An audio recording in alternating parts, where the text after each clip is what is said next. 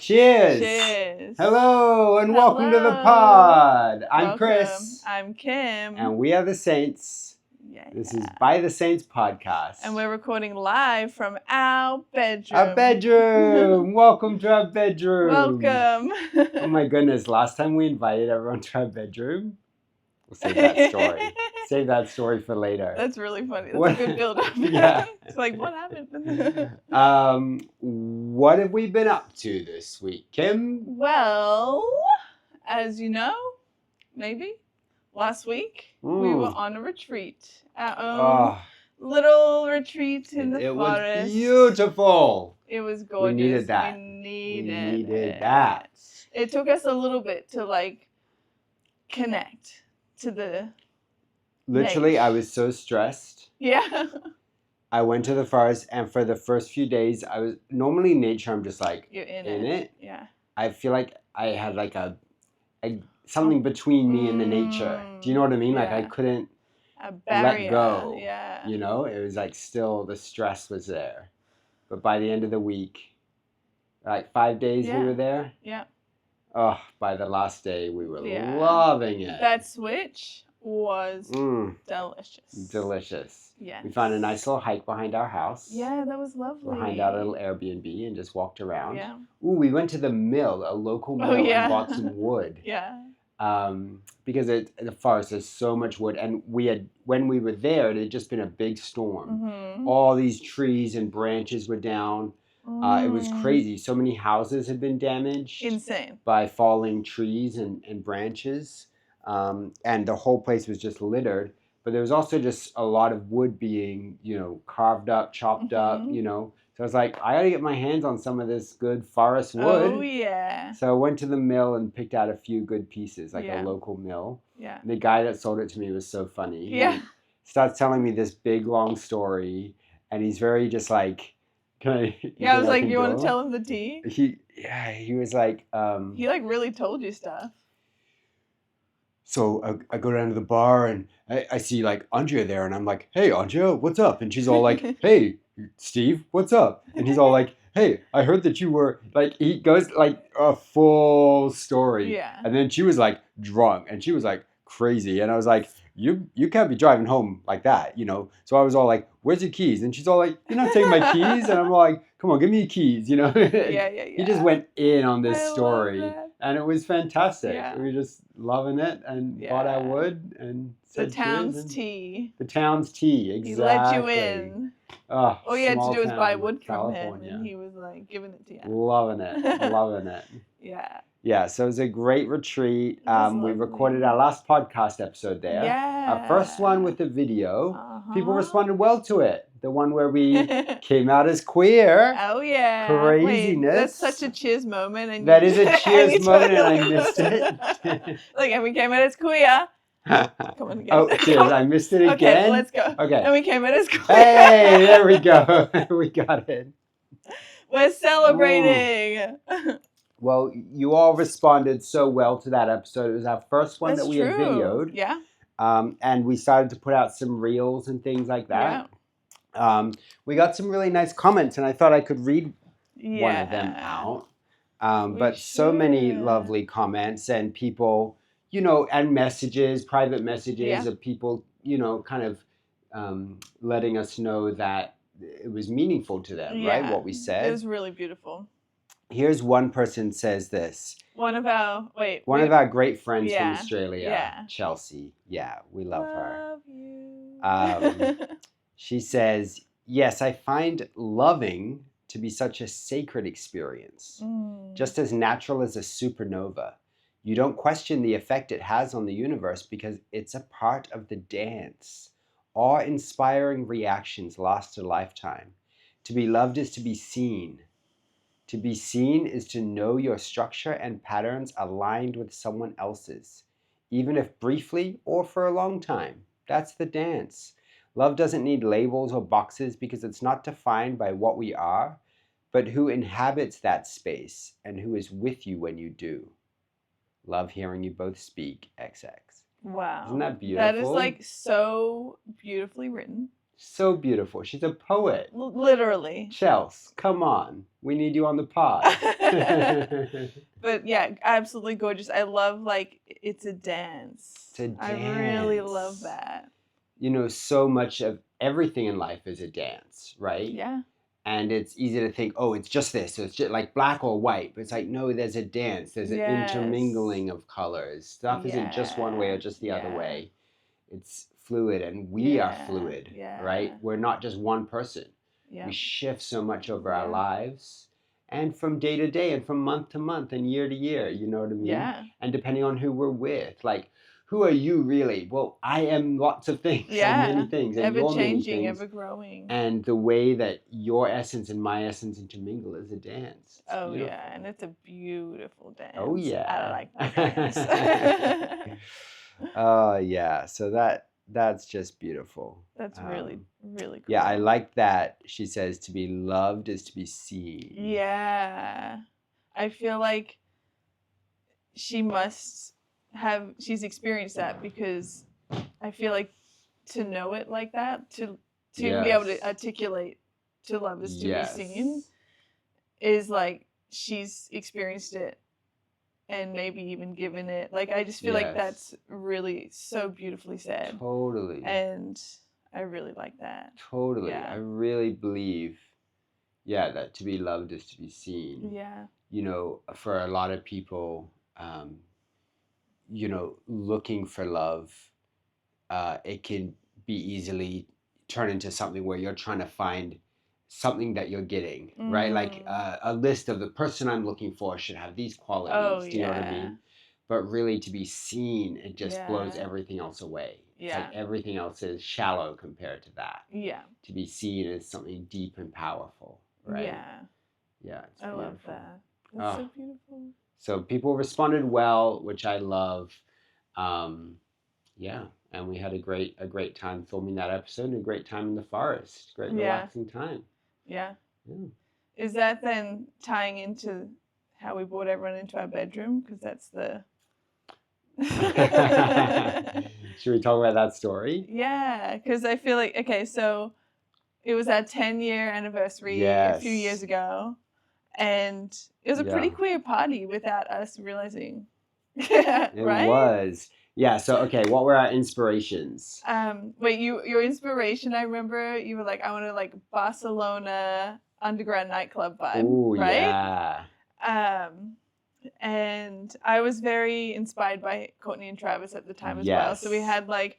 And they were on a big 90s kick. Oh, right? Like their wedding. Yeah. Their wedding vibes, 90s, like, you know, black satin roses. Roses everywhere. Lots of roses, right? Candles. That kind of like, really fun 90s vibe. So we bought a lot of roses. I think we even went to the flower district. We did. We went to the flower district and just bought a crap ton of roses. Yeah. And then like hung them upside down from the ceiling, like all over the ceiling. So red roses just hanging down everywhere. Gorgeous. We set up like 5-6 projectors through the house. Projecting So we projected stuff onto everything. And what it was projecting, was visuals that we had made of us. Yeah. So we filmed ourselves and brought in other visuals, and we just put together like this kind of visual art feast that was projected on all the walls. That was amazing. And I intentionally kind of had it shooting through the rooms. Yeah. So that it's like, you know, as you're walking, the light, you're not just seeing what the projector has, you're seeing the beam from the projector. Yeah. We set up smoke machines, so everything was kind of hazy. And we did like we were focused on texture, right? Yeah. So we did a lot of those kind of dangling tassel like curtains. So you're kind of moving through curtains. They're silver, they're reflective, you know. So you're kind of moving through these little spaces with lots of smoke and roses and projector images. And then we also had your sister set up a little station that was like, I think it was like a glitter station or something, or something. I'm trying to remember some kind of fun. Yeah, just made everyone a bit more glittery. And the theme, we encouraged everyone to wear something that was outside of your comfort zone. And that means it was incredible because everyone's comfort zone is so different. Yeah, and it was incredible to see people like like I painted my nails, or like I wore pink. Yeah. Or like whatever it was for them. Yeah, it could be as simple as a color that they wouldn't normally wear. Yeah. Or as dramatic as something, very outlandish, or like everyone had their own level of what it means to dress outside of your comfort zone. Yeah, it's incredible. Yeah. What was your, what do you call that? My outfit? Yeah, what was your outfit in Spokane? So I went to a thrift store and I found a large piece of fabric that was all shimmering. So it was how would you describe it? It wasn't. It's like see-through, right? Isn't it like? No, it's like reflective. Sequins? No. It's like sequins, but like a larger kind of pieces of reflective material. Okay. So it's like a huge shimmering curtain kind of almost. Yeah. And so I fashioned that into a big kind of like coat, essentially. Yeah. And then I wore like a fishnet tank. Oh yeah. And the black crosses on the little nips. pasties on my nips, Yeah. And then just a big shimmering coat. And your like gold chain around your nose. Gold jewelry on my face. And it went around your ear. It was like one big long piece, and then lots of glitter on your face. Lots of glitter paint on my. Oh, that's what Kate's station was. Glitter, face glitter. Maybe. Yeah. Great. So I glittered my face up. Yeah. And we just went like a full kind of festival look almost like a Coachella look or something, right? That's so good. So that was fun. Then what did you dress? I had I thrifted this really cool black see-through like night dress. What do you call this? A nightie? Kind of. No. I forget what they are, but like that type of dress that's like for that. But it was beautiful.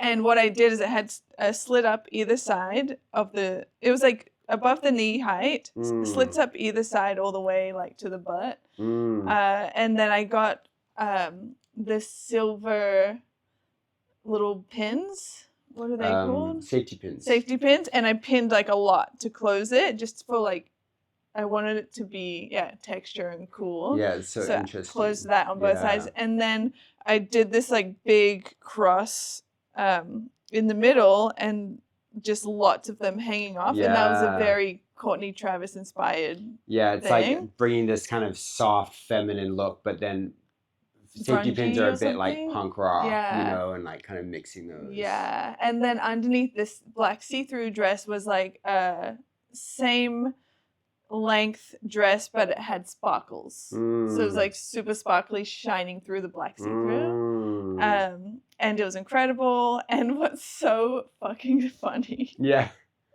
I was like, I guess maybe I've never worn something like that. Yeah. And I'm not sure if you could see further past the two dresses. But someone was like, oh my gosh, I love what you're wearing. And wow, it's really, and you've got this other dress underneath. And she like lifts up the black see-through part and you can see the sparkly dress underneath, but that's for sure see-through too. But with the combo of them, you can't see, you know what I mean? Right. But she lifts it up in the middle of the kitchen. I'm surrounded by everyone else, just chatting. And she's just lifting your and she's skirt. Like, oh my gosh, and lifts that up too. Layer. And then I'm just wearing a G-string, so my bare ass is out. And she's like, oh my gosh, you got a great ass. It was that kind of party. Let's go. I was like, what is happening? It was so funny. I was surprised. Amazing. I was like, well, everyone has a bare ass under all their clothes. You know, That's if you're gonna look, true. If you're gonna look, you're gonna find. That's true. What you look for, you will find. Yeah. That's amazing. So that was funny. And then just having a delicious time hanging out with all our friends. Yeah. We had a good playlist popping. Oh yeah.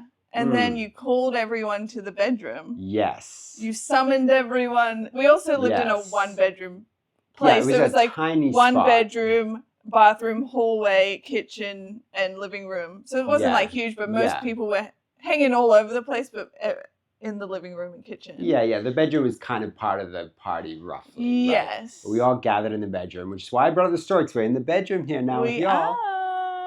And what did we do?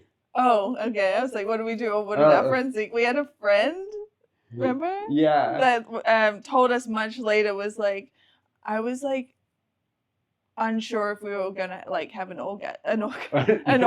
A big orgy. He was like, what? Yeah. We were like, what the heck? No. It's crazy. We just renewed our vows kind of in a cute way. So because it was our 10-year anniversary, we brought all of our friends in and they sat on our bed and stood around and we just took our wedding rings and put them back on our fingers. We got my sister to like hold the rings or something she had like a disco cowboy hat on and she like did the little ceremony. Yeah, and we put our rings back on each other and just renewed our love for each other. Yeah. 10 years after our first wedding. Yeah, I wonder if he was disappointed, that guy that was thinking it was going to be something else. Ready for an orgy and didn't get one. Just got a cute little wholesome moment instead.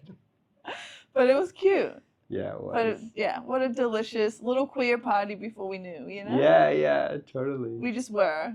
Yeah. And that's nice. We're just being us. It's so true. That was great. I love you. I love you. Cheers. What else have we been up to? Okay, so we've both been reading books that have been changing our lives. So, do you want to talk about your book? So I've been reading The Artist's Way. Yes. I'm doing, it's like a weekly, what would you call it? A course almost. Yeah. Something that you've got like a weekly reading and each then the week. task, And so this week it's been really focused on the morning pages, which is basically like every morning you just sit down and write 3 full pages of your thoughts. And how's that going? It is fucking hard. Yeah. Hard work. Good job. To write with a pen 3 full pages when your brain is just woken up from asleep. Yeah, no coffee I'm yet. just like fuzzy brain. I'm just like writing like my brain is tired. I'm tired. This coffee tastes good. Yeah. Like I don't know what to write, but I feel like I'm writing a lot. I'm writing. And I'm like, I've done half a page. And I've done one. And I'm like, how am I doing 3 pages every morning? It's crazy. But I'm trusting the process. Yeah. I believe it's going to have good effects. And maybe my brain will just adapt to writing 3 pages every morning of nonsense random thoughts. But it's been good. Yeah. I love that. And then the other part of it is something called an artist date. Yes. So basically each week you take your inner artist on a date. I love that. So it's the only other person I would take on a date besides you is my inner artist. Okay, and cutie. So me and my inner artist went on a date this week. Yeah, you did. Yeah, we did. Yeah, you did. We went to a bookstore. Yeah. Which, if you know me, I love a bookstore. It's the most inspiring place. I'm usually just like lost in it, Yeah. And I brought my camera out and I wanted to just try to take some photos on the street maybe. Just just go out and take some snaps and see what happens, And so it was good. It was a good time. I went up to, I wanted to try, because I want to try taking photos of people on the street. Yeah. And so I went up to someone and I was like, hey, could I take your photograph? And they were like, no, I don't want that. I was like, okay, no problem. Yeah. But then I was like, I don't know if I'm going to keep doing that. You know what I mean? Like I didn't have the confidence to do that again to anyone after I got my first rejection. But I probably should. It's probably good rejection therapy. Yeah, you know totally. What I mean? But it's like, if I'm walking around with a camera, I don't want to be like a creeper. I don't want to be like, I know there's so much like feeling about surveillance and ICE and like all this stuff going on where it's like people are probably a bit more,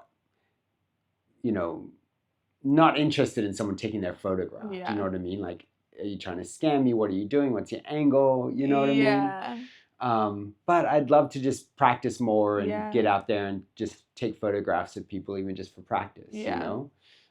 So I got to figure out a good way to approach people. I know a lot of people just take a photo. Just which, do like, it. Just you know, like snap. if you're in the street and you're taking a photo, and it's like because there's like a person or whatever. I don't know. I've seen or heard of other photographers do that. Because I'm like, oh, who's that person? They're like, I don't know. Yeah. So that's an option. Just, but it is just obviously do it without nice. permission. Well, it's like, yeah, that's hard. It is hard. But that's apparently what some people do. Look, if you're listening to this podcast and you're a street photographer, let me know. What should I do? I'm also not like a photographer. I can't like give them my business card and say, hey, you know, go check out, like, I'd like to do something. I'm just trying to practice, and I'd love to take photographs of people. Yeah. So anyway, fun. But, so that was my artist date. It was a fun time. Yeah. I'm gonna keep doing that once a week and see what I can do. You know? Yeah. Yeah. Yeah. Good job. I'm proud of you. Thank I'm you. excited that you might do it again. I might. You I know? think I will. Yeah. Yes, I will. Just like that's a good bold challenge. Like I'm just gonna ask one person. Ask one person, can I take your photograph? Yeah. See what happens. And if they say yes, you might get really bold and ask another person. Oh. Dang. That would be cute. Yes. Okay. So I decided to also join the Artist Date vibe. Mm-hmm. This week I have an improv show that I'm attending. So I'm trying to really start attending more improv shows to just get really familiar with that world. Yeah. Because it's really outside of my world and out of my comfort zone, but I would love to get to a point where I could do it. Like, it's just so much fun. And I feel like improv is such a freeing way. Like, if I could do that, I feel like I'd be truly free, you know? Like, it's being okay with being ridiculous and embarrassing yourself and being silly. Yes, and it's all about that. But what's really beautiful is it's actually the most safest, gorgeous way, the way improv's like set up, the way that it's done. Because I've done a couple of classes and I was surprised how supportive and nice and kind it was. It was just like wildly outside of my comfort zone. Right. So just attending at the moment. It feels so playful, right? It's like everyone's just playing together. It's like so ridiculously silly. Beyond silly. Yes. Like it's like children, you know? Yeah. It's like going back to the playground and just having fun with each other. But with adult minds. Yeah. Where you know a little bit more. Yeah. Yeah. But it's been really lovely. So I've got that coming up. I love that. Weekend. Yeah, so that's I'm excited. That's great. Okay. Also, I was wondering if you wanted to play a little improv warm-up game. Oh, right now here on the pod? Here on the pod. Okay. Okay. I'm not an improv artist. Nope, neither am I. Great, let's give it a go. Okay, so the very first game that I learned at my improv class was this game. I don't know what it's called. But basically, there's 2 rounds. The first round, we're gonna create a party together. Okay. And the first round, we're gonna like say no. I'm gonna say no to you, and you're gonna say no to me. Okay. Yep. Every time. Every time. Yep. Okay. Yep. And then the next round. Should I say that, or should we just do that and then we get to the next round? Let's do it. Let's just do the first round first. First round, let's have a really cool party. I think we should have ice skaters skate like through the party somehow. Yeah, the problem if we have ice skaters skating through the party, it's going to be chaos. They're going to crash into people. I don't think we should do that at all. I think, what if we had ice skaters, but we take their skates away? And so they just got to walk around. That doesn't really make sense because walking, like, you should be skating, but what about none of that? And what about we have a pool party at someone's house with a pool? I don't know anyone with a pool. It's such a dumb idea. Why would we have a pool party in March? Doesn't make any sense. Why don't we do a fruit party? Everyone brings a piece of fruit and we throw them. Chris, who even likes fruit? Are you kidding me? No one eats fruit. What are you talking about? That's so true. I didn't even think about that. I think yes. Instead of fruit, get that idea out of here. Everyone should wear those 3D glasses, and we should project things all over the wall that activate those 3D glasses. I want to say no right now because that's the game, but also that sounds amazing. No, Chris. No. I hate 3D glasses. That's the stupidest idea. If everyone's wearing 3D glasses, we'd all look ugly, like nerds with 3D glasses on. And nobody wants to do that at a party. So that's a lame idea. Fine. Should we switch to the other one? No more party. No more party. I don't want to plan a party with you. I'm out of here. All right, round two. Round 2 now is the yes and. Okay, right? gotcha. So we're planning a party. Yeah. And we're like, yes and. Yes. We just add on. Okay. All right, okay. go. Let's give it Okay, so I got this great idea for a party. Okay, We'll all put 3D glasses on, and then we project stuff on the walls that like activates those 3D glasses. What do you think? This is my life. I say good shit, and Chris immediately takes it. Yes, that was a great idea, and I actually want to have that party. And more. I agree. That's fucking cool. You're a genius. Is that original idea? Yes. Because you're and amazing. I copied it. I also think we should all wear like black and white, but then like with colored circles everywhere. Yes. Everywhere. And like we could have like a printer that people can print their t-shirts on. Yes. And it could be like printing a 3D design and then you wear it. I love that. Yes. Okay. Yeah. That's a vibe. I also think we should do this on a full moon. Oh, yes. Under the stars. And lots of lights because you need the lights for the glasses. I love that. Yes. This sounds like a good party. Okay, great. We're loving it. We're loving it. It's going to be a good party. So then the point of the 2 vibes is which one like felt better, right? Which party was more fun to plan and which what was it like for you? What was better? Much more productive if we're doing yes and because we can actually get somewhere. Yeah. With the no, we changed our mind on the party a bunch of times, and we're probably not going to have a party. But did you feel like no matter what you would say, you would be supported in the second one? Yeah. You know? Whereas the other one is like, if I say something like someone might just shut it down. Yeah. And then I've got this idea of where we could go, but it can't go anywhere because you've gone no and you've switched the goal. So like improv is all about this yes and it's always like you can say anything and your partner will have your back. Yeah, I love that. Yes and bring on that crazy ass idea you just said and let's go. I love that. So it's like really beautiful. It's so beautiful, fun. but fucking terrifying. If you're not in that world and then you're like you just decide, I'm just gonna try it, and then I'm with a bunch of strangers. Yeah. It was fun, but it was terrifying, you know? Oof. That sounds terrifying. I would be terrified. Oh yeah. But you're a champion. Yeah. You did it, and now you're going in and watching more and more improv. Yes.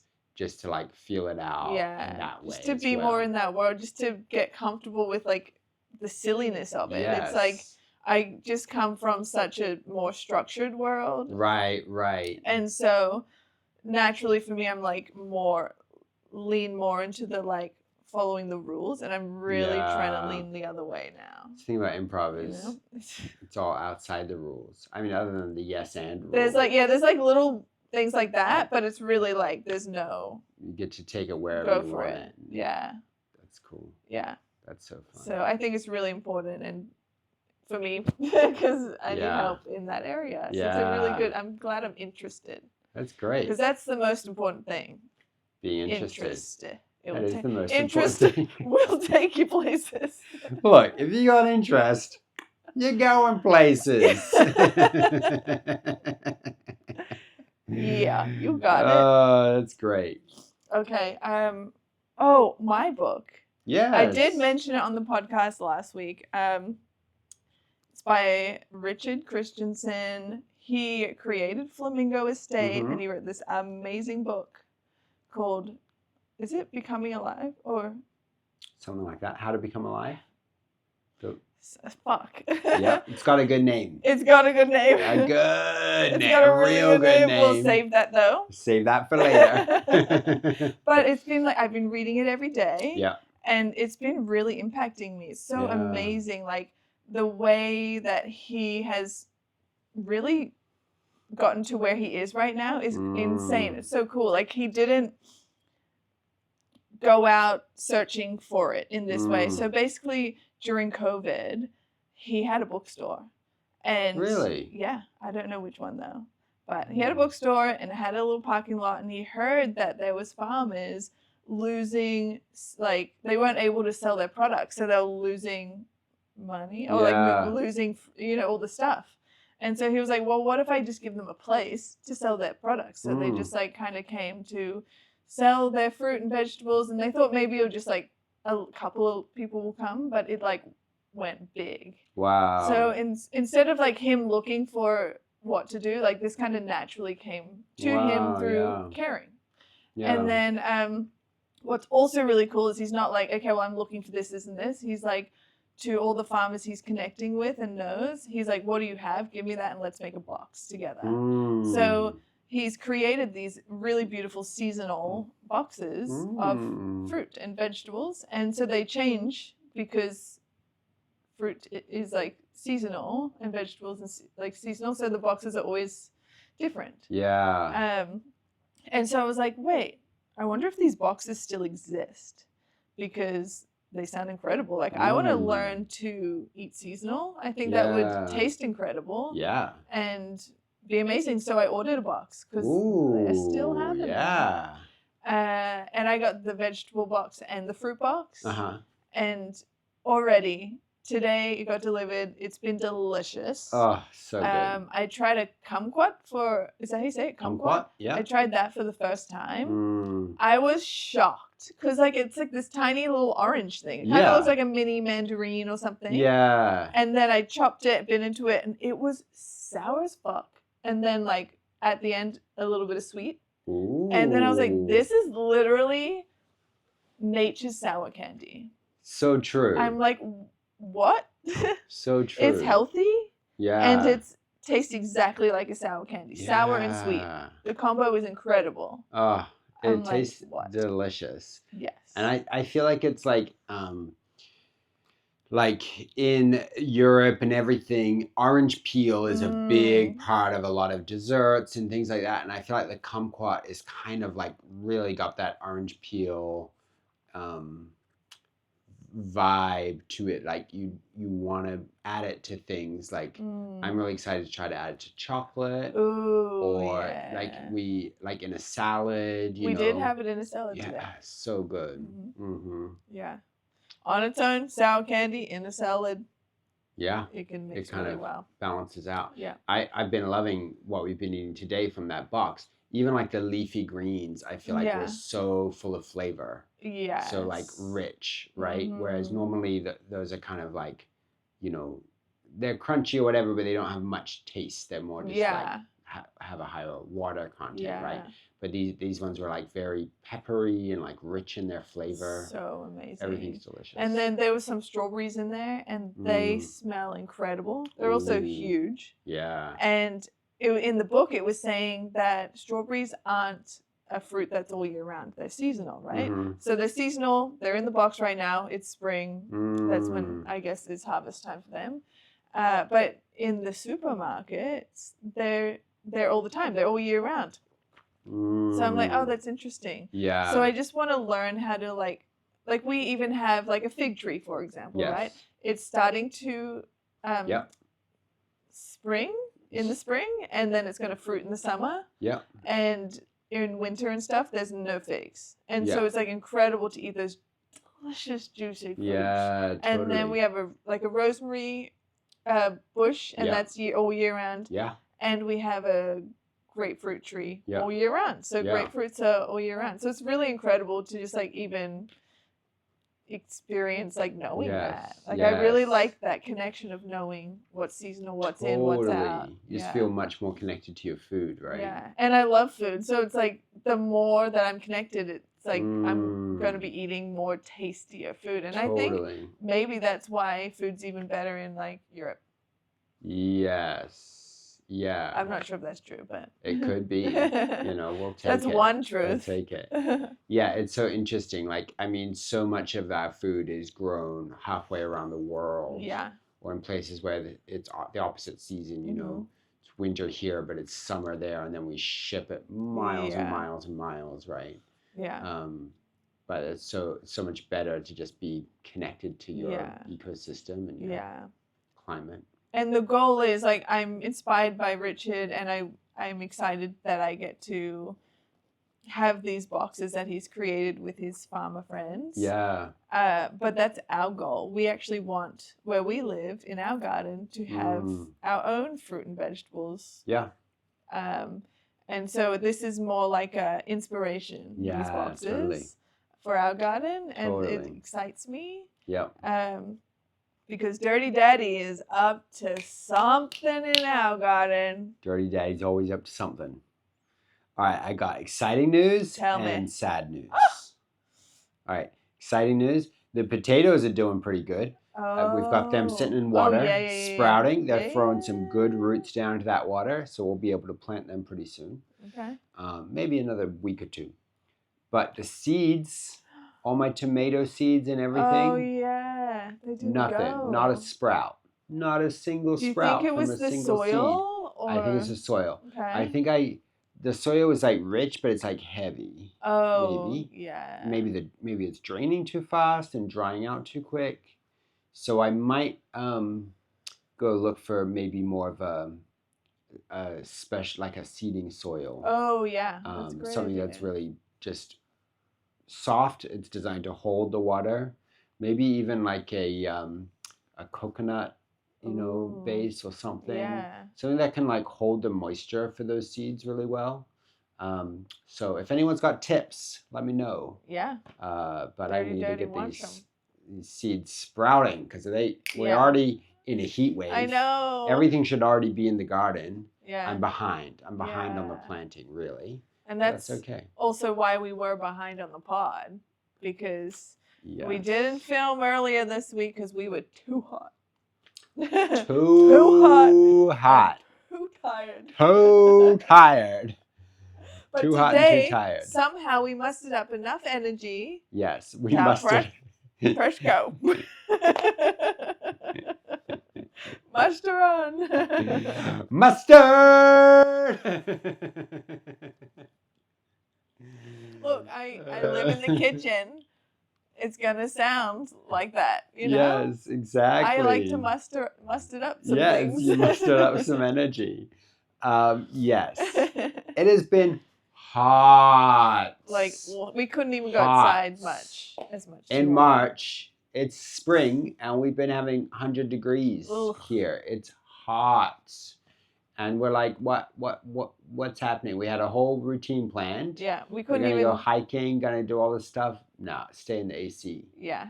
Crazy. But we desperate. We want to go out, but we literally can't. It's like it's hell. We have a baby, so it's also like he's gonna get a heat stroke or something. We can't do that. So we happen. stay inside. Yeah.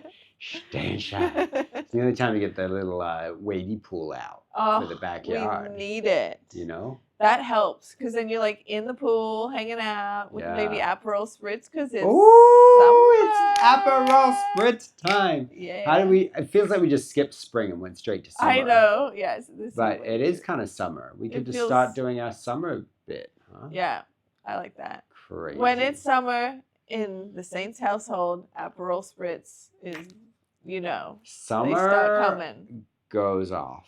Yeah. Also, a drink that we learned about last year is a beer tea. Oh, yeah. So you take a beer and you throw in a bunch of Wait, was it you drink the neck? Juice. drink the neck? You can drink the neck So and there's then more add room, some right? olive juice. Yeah, depending. Yeah.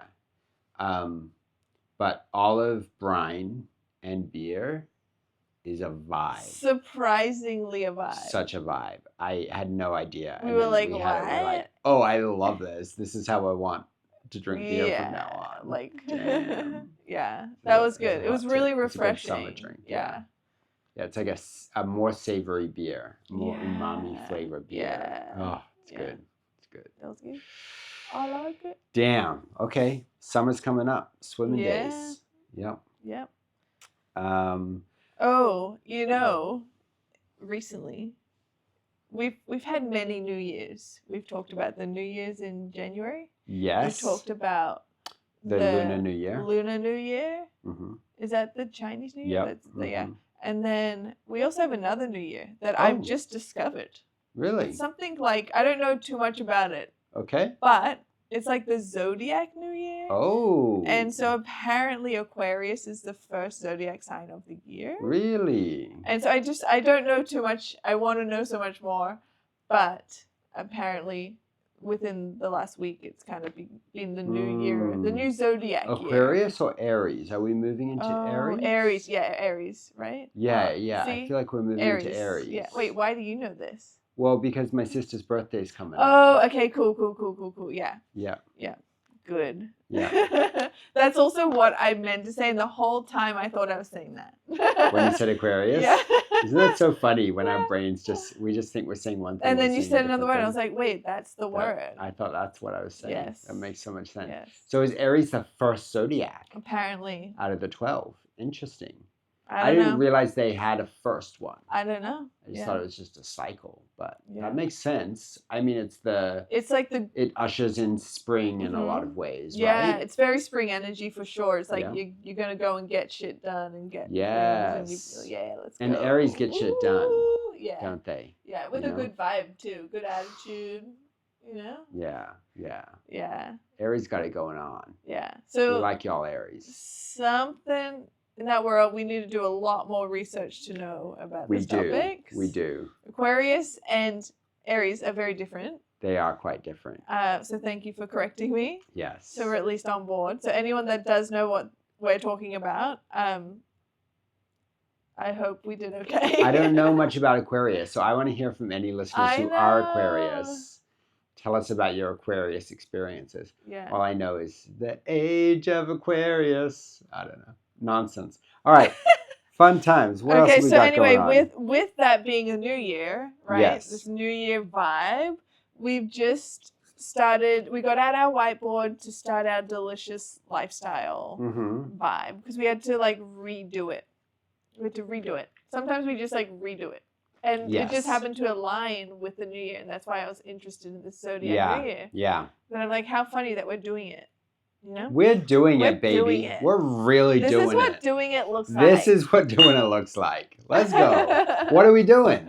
Okay, so we're waking up at 5 a.m. Yes, we are. So the light comes on, the music comes on, our baby's our real alarm. When the baby starts crying, we're like, okay, that's the alarm. Let's go. That's the alarm we can't snooze. We can't snooze it. It's incredible. It's pretty epic. It's brutal, but incredible. It's a brutal alarm.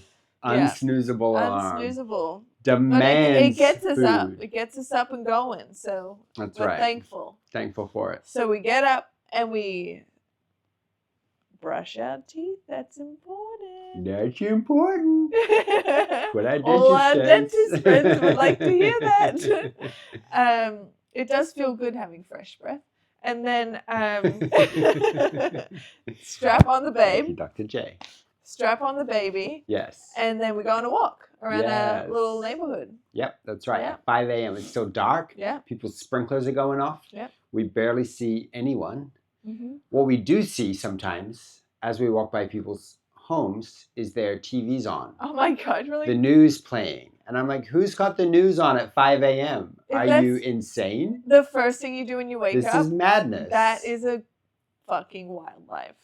Do people wake up and turn the news on feel like to start their day? I wouldn't be surprised if my dad did.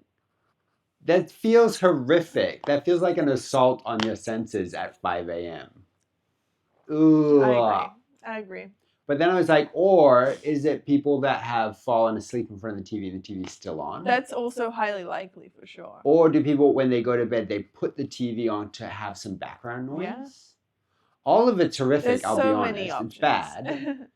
But I'm curious about it. Yeah. You know, the lives of other people. But we also try not to focus too much on that. And we like to just walk. And we try gratitude sometimes. Yes. We talk about what we're thankful for. It is our gratitude walk, but it is early in the morning, so sometimes we're quiet and not talking. Yes. And generally I'm just trying to slowly wake up. It's literally Chris being quiet, and I'm like, I'm thankful for this. I'm thankful for that. I'm thankful for this. And I'm like, Chris, what are you thankful for? I'm thankful to be here. Yeah, but it's good. It's good. Really good. It's the best way to wake up, really. What's great, too, is during that time, the babes falls asleep. So then we come home and we put them to bed. Pop them straight back to bed. And then we do a little yoga workout. Yes. A little tone flow kind of vibe. Yep. Yeah. A little salute the sun. A little, vinyasa or yin flow, something like that. All the good or like stuff. A really good core workout sometimes, Oh, good way to start the day. Yeah, it's so incredible. And then that's when you do your morning pages after that. Yeah. And I have a little shower. Yeah. And a shower wow. You gotta have a shower wow in the morning. You know what I'm saying? That's a shower for anyone that didn't get that. And then after I do that, I start the breakfast. I do the coffee, the breakfast, and then by the time you've done half a page, I give you the coffee. Yeah. And that coffee, let me tell you how sweet it tastes. Oh my God. By that point, I'm craving. I'm dead for coffee. Yeah. And it hits good. Yeah. And it helps you write the rest of your pages. Yes. Yeah. And I'll be writing, and then I'm like, okay, let me think. I could maybe write about this. And then while I'm thinking, Kim's like, don't stop writing. Stop thinking and write. What you're thinking about is what you should be writing. I'm trying. I got this. Gotta keep writing. Gotta keep writing those thoughts, Yeah. It's hard. It's hard to write it all, but it's good. Yeah. I get through the pages. You do every day. You're incredible, Chris. Yeah, thank you. Wow. Thank you. Thank you, everybody. Thank you. And then and then I read. Yeah. What else do you do? Anything? Generally, by the time I've done my pages and had a shower, it's work time. I usually put an outfit laid out on the bed. Cute. A little cute styled outfit. When I get out of the shower and Kim has picked out an outfit for my day and laid it on the bed. His little stylist. Oh my God, the cutest thing in the world. Because then you walk in, you don't have to think about it. You just walk in, put that on, and go. The thing about me, I'm not really a morning person. Yeah, you're not. Sometimes I try to be. Sometimes I pretend I am. But Kim's a morning person. Yeah. Her brain's connected in the morning. Yeah. Mine's disconnected. Before coffee even. Yes, that's right. Yeah. And then, at around 8 or 9 p.m. we swap. Yeah. Kim's brain turns off and I start to wake up and I go, I'm up for the night now, Yeah. You're always like, do you want a drink? And I'm like, no, I'm going to bed. No, I'm going to bed. I'm like, we could do something. Do you want to do something? No. I want to go to bed. But in the morning, it's like, do you want to be grateful? You're like, no, I want to go to bed. Yeah, exactly. Goodness. Yeah, imagine if our brains were on the same schedule. We'd be invincible. That'd be fucking wild. But I feel like maybe not being on the same schedule makes us even better too. That's true. Because at least if you're up later, that helps with the babes, and then in the morning, it all works out really good. It does. We work. It's the dance. The dance. Wait, do you dance? That dance. Oh, the dance. It's the dance. Okay. And we also try to, this is a hard one for you, but we've really made it a point to try to have lunch outside in the sun. Yes. It also has been a fucking heat wave, and it's a little bit too hot, so you have to be in the shade. It's nice at like earlier. Yeah. Like today, I was sitting outside. Oh yeah, at like front. 11 or whatever, and then at like 1 o'clock it got way hot. Yeah, too much. But before that, it was like nice. And it's nice to just have that goal because it reminds us, get outside, Yes. get outside. It's hard for me when I'm focused on, programming, tech.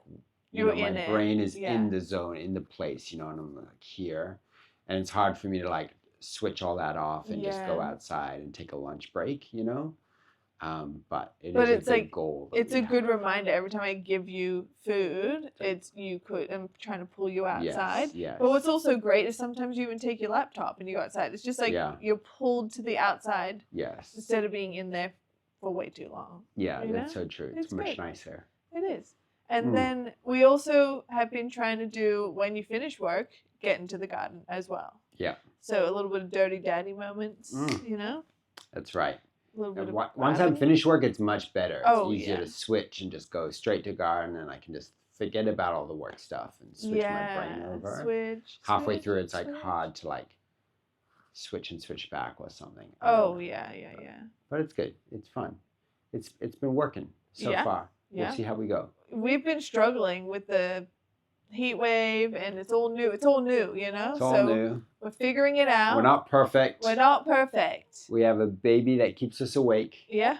And then we get tired, and then we throw the schedule out. It's like we have this delicious lifestyle rhythm. Yes. And that's the goal. Yes. And it doesn't matter if we don't do it. That's right. We can be flexible, baby. We flex. We flexing. That's right. We also watched the Oscars. Oh, we did. Mm-mm. We did. We had to.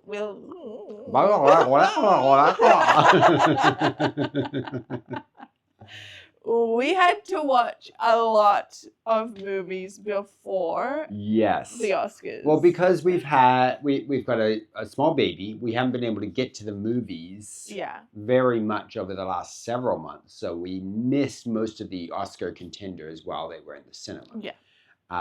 So we caught up on all the, renting them or watching them on the streaming services or whatever. Yeah. In the lead up to the Oscars. And we turned through, all the Best Picture nominees. Oh, yeah. And a few of the others, some of the shorts. Yeah. We tried to get a good sense of what the nominees were, so we could have our pick. What was your pick? Oh, that's so hot. Okay, I loved Hemnet and Train Dreams. Yes. Gorgeous. But also, we watched all of these all at once, and I feel like we watched Sinners so long ago. That's true. When did that come out? Yeah, nearly a year ago. That's crazy. So it's almost like it was just so long ago, but that was incredible too. It was incredible. For sure. Yes. Insane. Yes. Yeah, but I mean, Train Dreams. Let's start with that. Adored Train Dreams. I would have been quite happy for Train Dreams to win Best Picture. I think it was such a beautiful look at life. And I don't just mean human life. I mean life, the pattern of life, the pattern of birth and death and love and, loss and all of these things. Gorgeous. What is the world? What is life? What is a human's role in the world? All of that was in the poetry of this film. Yeah. And absolutely gorgeous. The final shot, I won't spoil it, but gorgeous all the way through. You know what's incredible is that particular movie was on both of our vision boards. Yeah. Which I had no idea until you told me. Yeah. I was like, what? Yeah. So that was really beautiful to both have it on our vision boards and then watch it. So it was just the most dreamiest, sweetest, loveliest romance. Totally. Of that family was gorgeous. Really beautiful. And I was kind of hoping it would win Best Cinematography. Yeah. But the Best Cinematography award did go to the first woman to ever win that award. Oh, that's pretty fucking cool. And it was for Sinners, and I'm very happy about that too. Yeah, That's she deserved it. incredible. Yeah. Incredible. Yeah, and shockingly sad that that's the case, that we're in 2026 and an award is being won by a woman for the first time is crazy. Insane. But here we are. We did it. Here we are. You know? We did it. She did it. That's right. I love that. Hemnet was also crazy. Should we talk about when we seen it? Is that kind of crazy? Maybe no. Okay. Yeah. But it was very meaningful. It was so meaningful. I think we could say, like, you know, we saw it at a time where we were processing grief. Yeah. So we went to the cinema we were like, let's just go to the movies to have fun. We just need to just get out there and have fun. And we had been it was a heavy season. We've been crying, we've been grieving, and we were like, let's just throw it all off and go have some fun at the movies. And we went to see Hamnet without knowing anything about it. And it was the saddest, or like a movie that really is about grief. Yeah. It's really focused on grief and loss. Yeah. And we were a mess. And like, we wouldn't have chosen that, but I'm so thankful we did, because I feel like it even helped us, like, start the grieving process. Like, we were bawling our eyes out, and that was incredible. Like, it was very therapeutic. And yes, totally. It was so surprisingly amazing. Yeah. Totally. I think we were at the back of the movie theater, just like blubbing, snot, tears, everything. Do you know what I mean? Yeah. But so well done. So well done. I've been listening a little to Chloe Zhao, the director, talking about what the movie meant for her in her journey. She was sharing how she's always been terrified of death. Oh, wow. She's actually become a death doula. Wow. Where she's trained to help people go through the death process. That's incredible. And this movie was a big part of her exploring death and grief and loss and all these things, you know, and so, like, just an absolutely incredible, you know, portrait of grief. Yeah. I think in such a profound way. Insanely incredible. And Jessie Plemons, is that her name? Jessie Buckley. Buckley. Oh, who was Plemons? You're thinking of Jesse Plemons, is a guy that was in Begonia. Oh, okay. Look, I'm new to the movie talking stuff, so I was just like, I'm just gonna try it. You did good. I tried. But Jessie Buckley. Okay, so she won Best Actress. Yes. She was incredible. Yes. Yeah. Incredible. Insane. Like, definitely my pick for the Best Actress category. Yeah. She did amazingly. Also, I really hope that we can retire the word actress soon. Oh, yeah. That's just my kick. Like, you're an actor. Yeah. Actor isn't gendered. Yeah. Right? Like, we don't have Best Directress or Best Cinematographist. Do you know what I mean? Directress is such a funny word. Like, the only reason actress is a word is because it used to be that only men could be actors. Women were not allowed to be actors. Yeah. So men would act both the male and the female roles. What? Yes. Whoa. So, like, in Shakespeare's time, like, when they put Hamlet on, I didn't all know. the actors were male, either dressed as men or dressed as women. Okay. And then, so then when women were finally allowed to act, they weren't real actors. They were actresses. So it's more like you're like a supporting. I see. Do you know what I mean? Like. But we all know. But we all know she's a boss.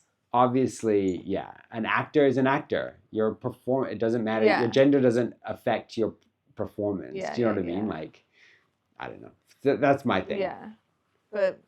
Yeah, she did an incredible job. She did great. She won. It was so sweet because she was like so surprised. Yeah. Because like, you know, you're up against really fucking good other actors. Yeah. And so she just like starts crying. Like it was incredible to watch her little screen and be like, ah. Yeah.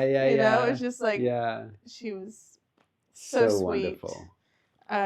That was pretty incredible. And then Frankenstein. Mm-hmm. Frankenstein, I thought was just absolutely gorgeous. The operatic deliciousness of it.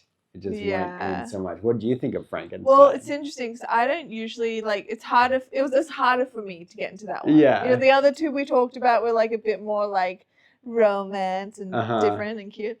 This was like different. Yes. And so it was like yes. really hard for me to get into it. And so I was like, huh? And then I was like, right at the end, I was like, You're like, arr? And then at the end, you're like, arr. Like, it got me. I was like, fuck you. Yeah. Like, because I just was like, what? Like, whatever. Yeah, and then at the end, it was just fucking cute. And I was like, oh. So cute. It just turned you around. Yeah. Before that, you're all like body parts. Yeah, and like, ew. I don't want to see that. Gross stuff. Violence. Yeah. And then at the end, you're like, oh. Yeah. So it was good. Yeah, it was really good. I thought Frankenstein did great. We lost one camera. That terrified me. Well, you want to come into mine? Okay. Let's see what we got. Okay, right. Hopefully they can see us both here. I think so. Well, now we can do that, and that's cute. We saw Frankenstein. What else did we see? F1. Okay. The F1 movie should not have been nominated for Best Picture. But I was so happy that on the same day where the F1 movie won an Oscar, it was for Best Sound, which is the right category for it to be nominated for and to win. I'm happy for it to win Best Sound.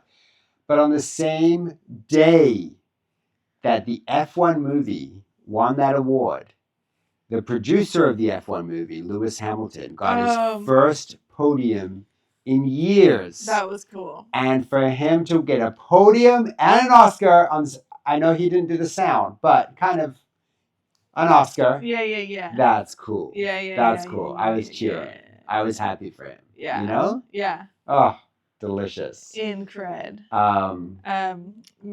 But for it to be nominated for Best Picture is a travesty. That shouldn't happen. Oh, yeah. Yes. Sentimental Value? Sentimental Value was lovely. It won the Best Foreign Film, which I felt was right.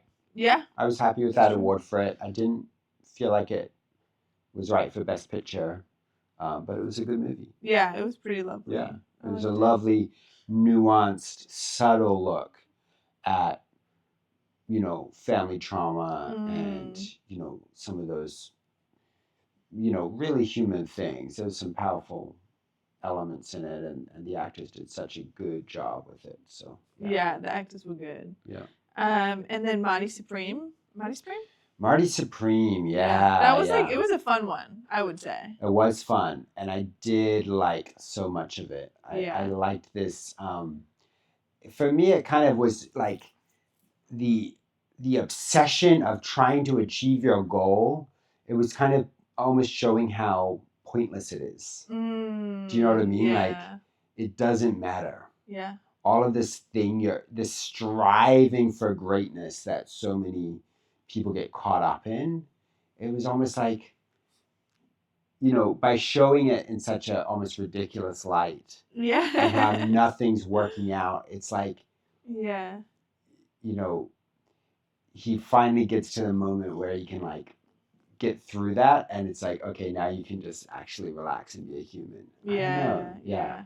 I thought it was good, but I also didn't think it was Best Picture. No, and I mean, Timothy's a fun guy. He did a great job. He did a good job. But yeah, okay. We also didn't really talk about Sinners. It was so long ago, but I think that it deserves to be talked about. Yes, I adore Sinners. It was gorgeous and wild, and so happy that he won Best Actor. Yeah, playing those two lead roles. I actually remember such nuance. Do you remember this?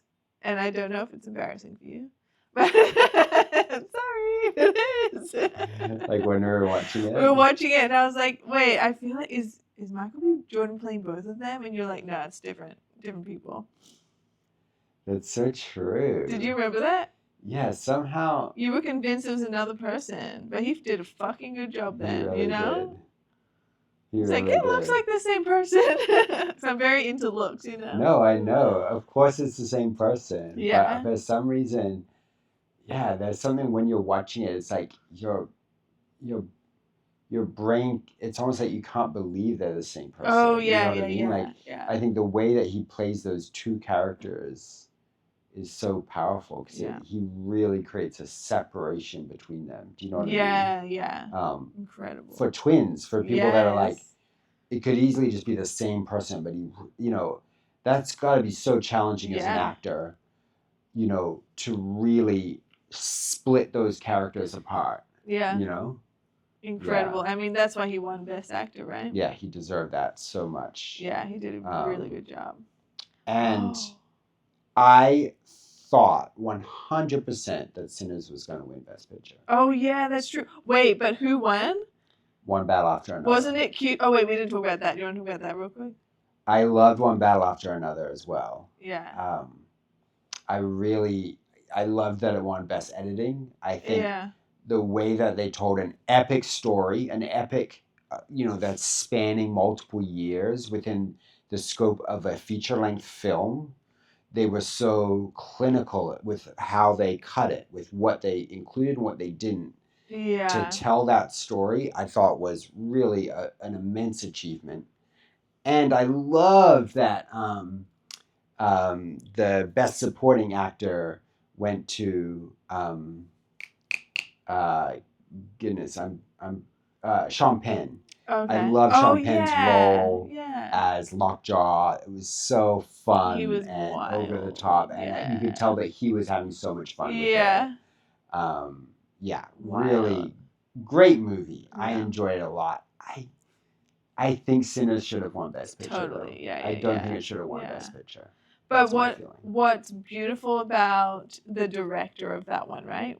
There's a sweet Paul little Thomas Anderson. A little bit more about his background of making so many movies and not winning, and then your little story about it was cute. Well, so we were at the premiere of Licorice Pizza. And I was like, I gotta go just say hi to Paul Thomas Anderson. He's such an inspiration. Yeah. His films are beautiful pieces of art that have inspired me a lot, And I was really nervous to do it, though, because I don't do that. I'm not really someone who is going to be a fan and go up to someone and try to get something from someone. I'm really not into that. Well, also, our friend works in that world, and she created the whole after party. So she was encouraging you, this is your moment. Go and do it. You should go do it. So, okay, I can do it. So then it felt right. Yeah. So I went up to him. I shook his hand. I said, thank you for, the art that you bring to the world. And he was polite. Thank you. Yeah, great. Which was great.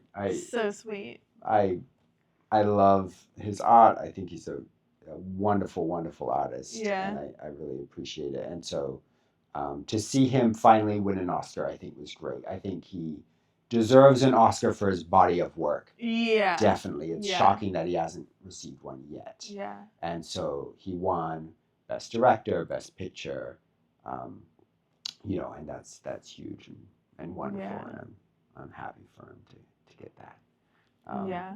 But I still think Sinners should have won Best Picture. So good, though. So many good movies out there. Incredible job, every single one of you. Yes. Just wonderful extremely talented artists doing their thing, Yeah. Just really refining their craft. And it's just incredible that, everyone's, oh my gosh, we didn't about the documentaries. Oh, yeah.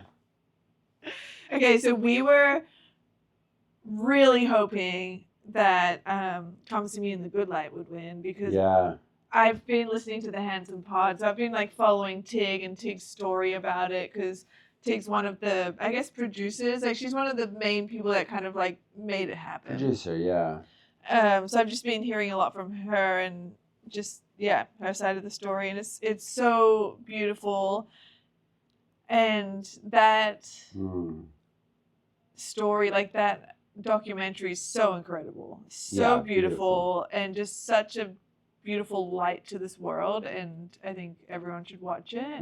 But we actually hadn't really watched the other ones, and so we need to, and we want to, because I think, was it My Neighbor or something, or who won? That one, it was the Russian one, something about Putin. Okay, is that what it? My Neighbor Putin? Or something about neighbors. But we have to watch that, because obviously it's amazing. But and Tig did mention in the Handsome Pod, she wants to win, but also she's watched all the other documentaries, and they're all incredible. So you want everyone to win. So it's beautiful to just create anyway. Sometimes it's hard for me with ones that I feel like are gonna be hard hitting or brutal because it's too real. Yeah. Do you know what I mean? Like, I'm like, you know, if something's set in a current war zone where people you know, was it last year where we watched the one with about the Palestinian incursion, like the way that the settlers were driving these people out of their homes. Yeah. And then since then, there's been so much violence against those Oscar-winning filmmakers, and they've been targeted. And sometimes it's just so real that when we're trying to relax and watch something, it's like I can't deal with the heaviness of some of these things. You know what I mean? Like it's too much. But so important. Yeah, it's so important, and it's so beautiful, and it's so it's so important to see the reality. So it is. We do gotta make time for it all. Yeah. Oh. Yeah. Wonderful. Yeah. Wonderful. And the anime. I want to see more of the animated shorts as well. Oh my god. We saw some of the live action shorts, but I do want to see more of the animated ones. What did K-pop Demon Hunters win? Oh yeah. Because they were fucking incredible too. Yeah, best song. Best original song. Oh yeah, best song. And so sweet. And another one, right? But what was it? Best animated film. Maybe best animated feature. Yeah. But yeah, that was a good. If you have not seen K-pop Demon Hunters, you got to. I literally was crying most of the time in that one too. Because it was just so relatable and just so real. Yeah. And beautiful. I was like, totally. Whoa. Definitely was our pick to win best animated feature. Yeah. Yeah. Yeah. So glad it won. Yeah, it's a good one. Yeah. That's great. Yeah. Well, the Oscars were a lot of fun. We've been having a lot of fun. Yeah. This podcast's been a lot of fun. Yeah, baby. And you're a lot of fun. Cheers. I love you. I love you. And we'll see you all later in our next episode. Bye. Bye.